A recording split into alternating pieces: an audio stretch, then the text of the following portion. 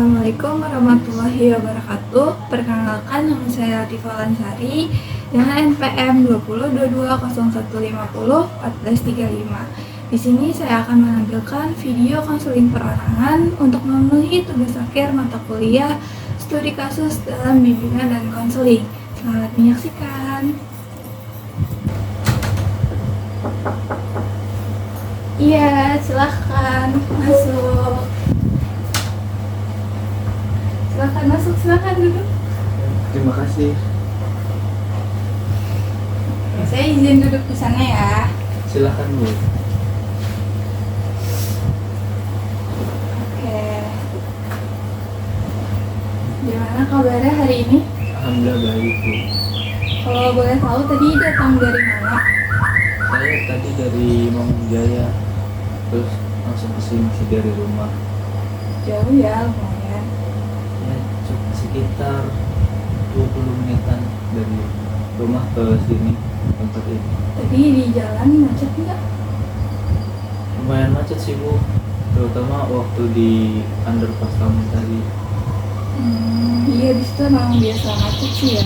Iya, pusat macetnya di situ. Panas juga ya, lumayan hari ini. Kabar keluarga gimana di rumah? Alhamdulillah pada baik. Alhamdulillah. Tadi kesini masnya naik apa? Saya naik motor kesini Bu. Biar kita lebih akrab lagi, masnya lebih nyaman dipanggil siapa nih? Kakak atau mas? Mungkin kakak aja sih Bu. Kakak aja ya. Oke, mungkin kita bisa mulai perkenalan dulu dari namanya siapa, tinggal di mana, usianya berapa, gitu ya Kak. Nama saya Akbar Setiawan, umur saya 19 tahun. Saya tinggal di Mangunjaya, Tambun Selatan. Oke, sebelumnya perkenalkan, saya Latifah Lansari. Di sini saya sebagai konselor yang akan membantu permasalahan kakak, dan kakak di sini juga sebagai klien yang harus berpartisipasi aktif untuk menceritakan permasalahannya kepada saya, dan juga berpartisipasi aktif untuk dapat menemukan solusi dari permasalahan yang sedang kakaknya hadapi. Sebelumnya kalau boleh saya tahu, kakaknya bisa datang untuk konseling hari ini. Sebelumnya kakaknya kesini untuk konseling kan? Betul sekali, untuk konseling. Nah, kakak dapat rekomendasi untuk konseling hari ini tuh dari siapa? Kalau boleh saya tahu. Saya waktu scroll Instagram itu saya menemukan postingan untuk bimbingan konseling di sini. Jadi kakak merasa cocok ya untuk konseling di sini ya? Iya, saya mungkin pengen konseling juga sih Bu. Baik, jadi sebelumnya kakak belum pernah melakukan konseling? Belum sama sekali. Belum tahu apa itu konseling juga? Betul, belum sama sekali. Oke, jadi di sini nanti saya akan melakukan penstrukturan terlebih dahulu, yang dimana itu saya akan menjelaskan apa itu konseling, fungsi konseling, asas-asasnya dalam konseling, gitu kan, dan tujuannya. Baik.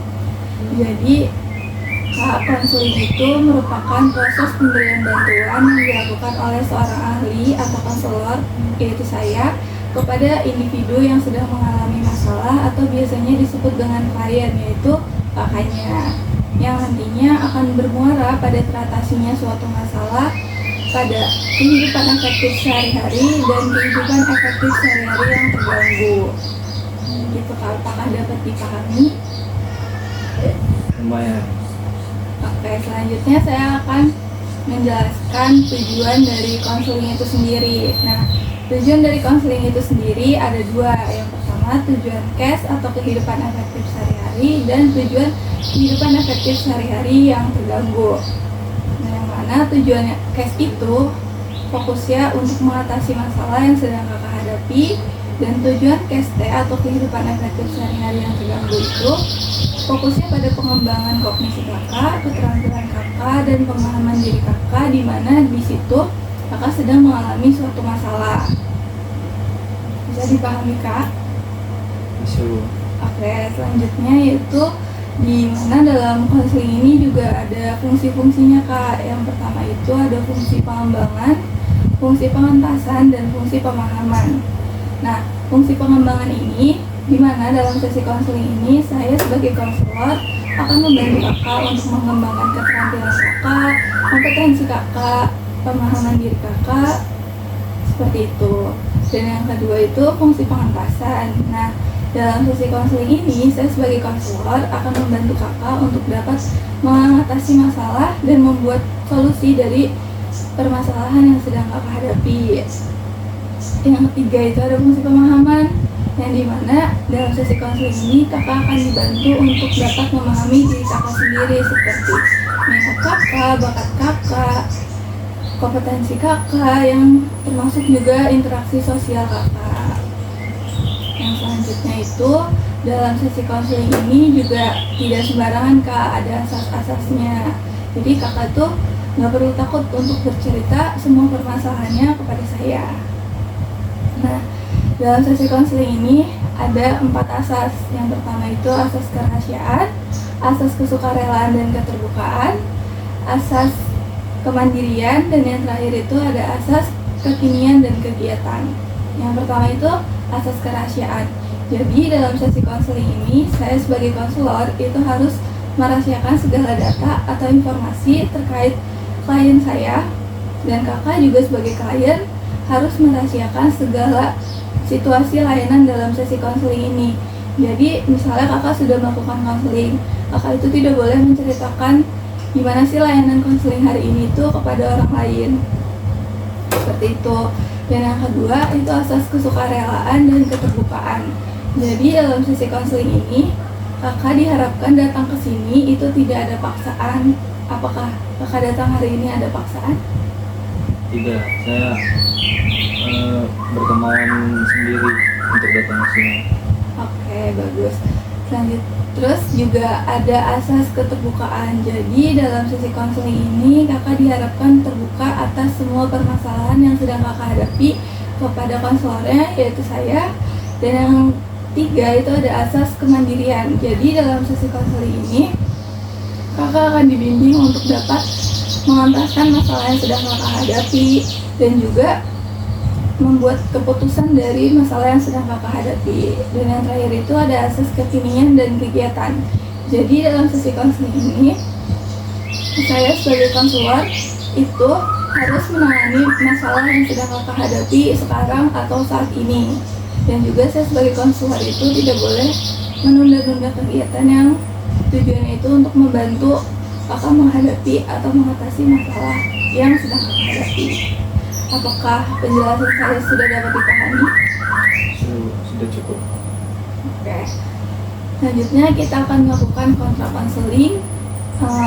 Bagaimana kalau konseling ini kita lakukan selama 30 menit? Dan kalau ada permasalahan yang belum selesai dan cerita dari permasalahan kakak yang belum diceritakan, mungkin kalau waktunya sudah habis kita bisa menjadwalkan sesi konseling di pertemuan berikutnya. Bagaimana? Apakah kakak setuju? Setuju. Oke. Selanjutnya saya akan mengucapkan janji konselor saya terlebih dahulu ya kak, yaitu saya, Latif Walansari, dengan ini menyatakan bahwa saya sanggup dan bersedia memelihara, menjaga, dan merahasiakan segala data atau informasi yang saya terima baik dari klien saya atau dari siapapun juga, yaitu data atau keterangan lainnya yang tidak boleh atau tidak layak diketahui oleh orang lain.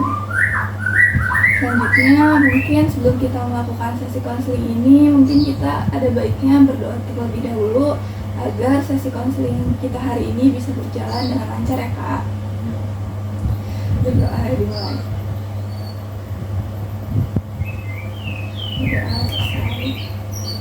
Oke kak, jadi di situ sudah ada tisu yang mungkin nanti kakak bisa gunakan. Kakaknya hari ini puasa kan?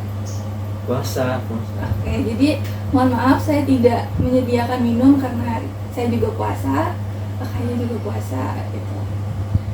Ya mungkin nanti misalnya kalau kakak ceritanya bisa sampai nangis, kakak bisa gunakan tisunya. Oke, jadi Jadi kakaknya siang-siang kesini pastikan untuk konseling, dan pasti juga ada permasalahan yang ingin kakak ceritakan kepada saya untuk diselesaikan.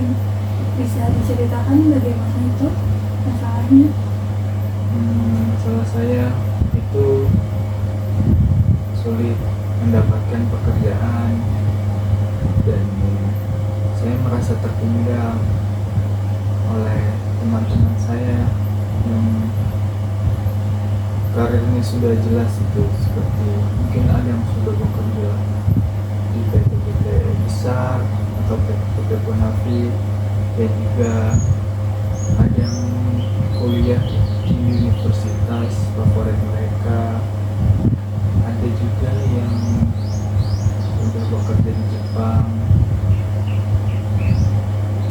Seperti itu. Nah, bisa diceritakan lebih lanjut terkait secara luasnya gitu, terkait perasaan cemas kakak itu seperti apa yang paling menyebabkan rasa cemas itu paling kuat gitu di diri kakak? Rasa cemas saya yang paling kuat dari itu sih sebenarnya saya merasa takut gagal, dan saya merasa takut tertinggal oleh teman-teman saya, karena saya sama sekali belum menemukan karir saya yang akan seperti apa. Jadi kakaknya merasa tertekan ketika membandingkan diri kakak dengan teman-teman yang lain yang sudah bekerja di perusahaan, yang sudah menempuh pendidikan di universitas favorit, seperti itu, yang pasti itu sangat berat sekali bagi kakak ya. Saya merasa berat, dan juga saya merasa cemas dan takut gagal karena tidak dapat memenuhi ekspektasi dari orang lain, terutama orang tua saya yang berada di kampung sana. Jadi kakak sebenarnya, kalau saya boleh tanya, jadi kakaknya tidak tinggal bersama orang tua ya? Betul, saya di sini tinggal bersama kakak kedua saya berdua. Oke, untuk ketika perasaan cemas itu muncul pada diri kakak, apa yang biasanya kakak lakuin untuk mengalihkan rasa cemas tersebut? Banyak hal sih untuk mengalihkan dan mencoba melupakan rasa cemas itu.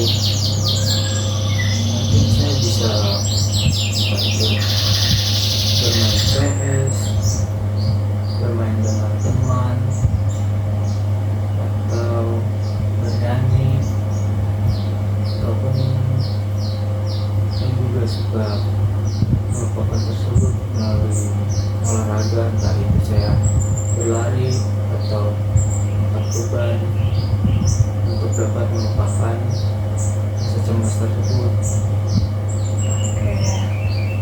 Nah, sekarang saya sudah bisa melihat bahwa kehidupan masa depan bagi kakak ini sangat penting ya, dan juga sangat wajar sekali kalau kakak itu merasa takut terhadap situasi yang tidak pasti seperti ini.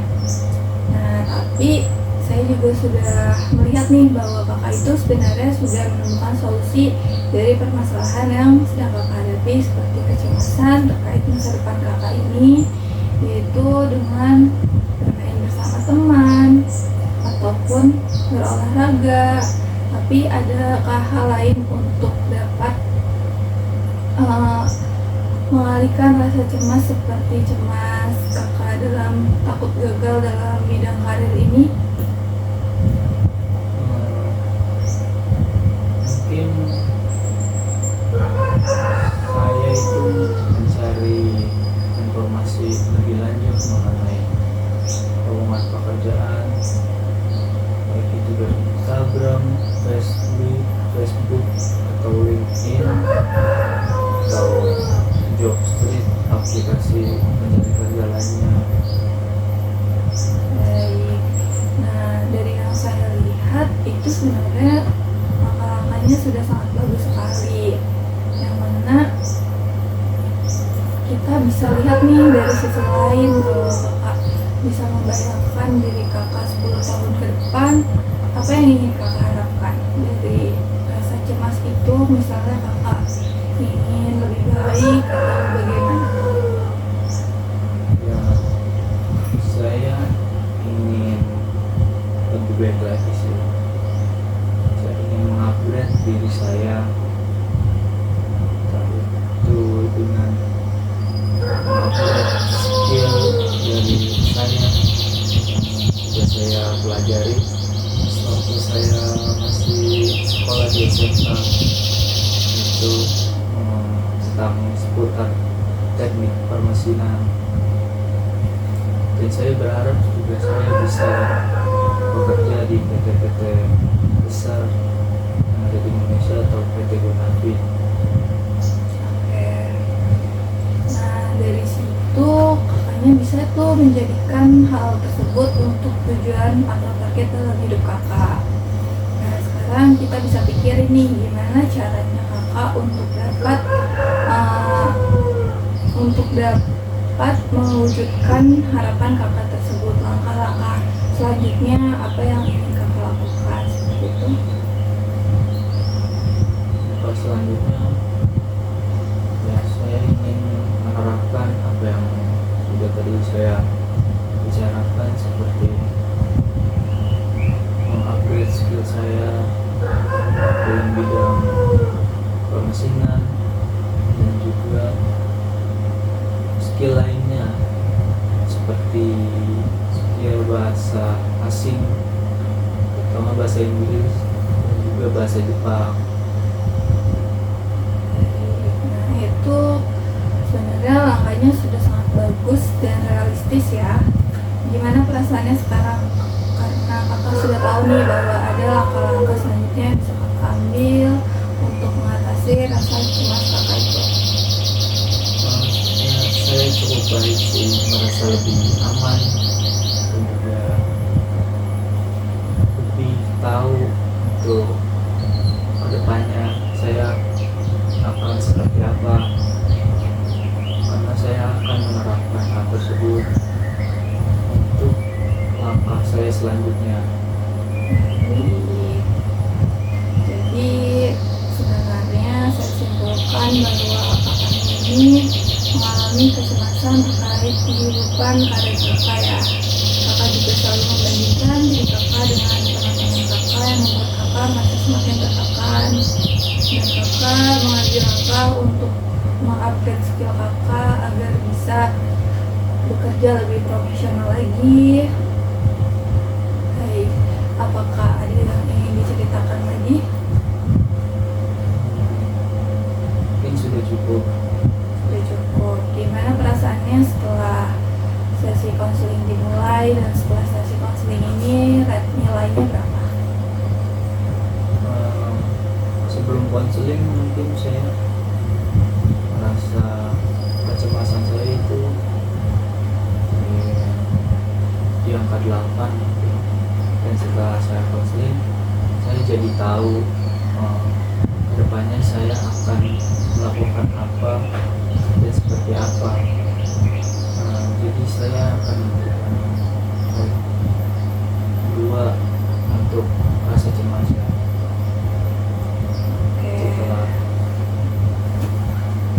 Setelah buat konseling di sini, Jadi sudah jauh merasa lebih tenang, sudah bisa mengambil keputusan, sudah bisa berkomitmen untuk dapat menerapkan langkah-langkah tadi dalam kehidupan sehari-hari.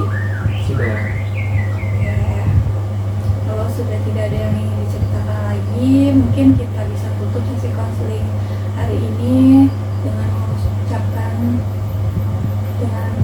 berdoa untuk mengucapkan terima kasih kepada Allah Subhanahu wa Ta'ala karena telah memberikan kelancaran pada sesi konseling kita hari ini.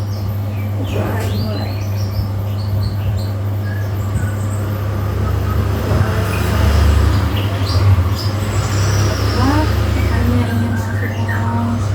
Pamit atau gimana nih? Mungkin saya langsung pamit. Oke.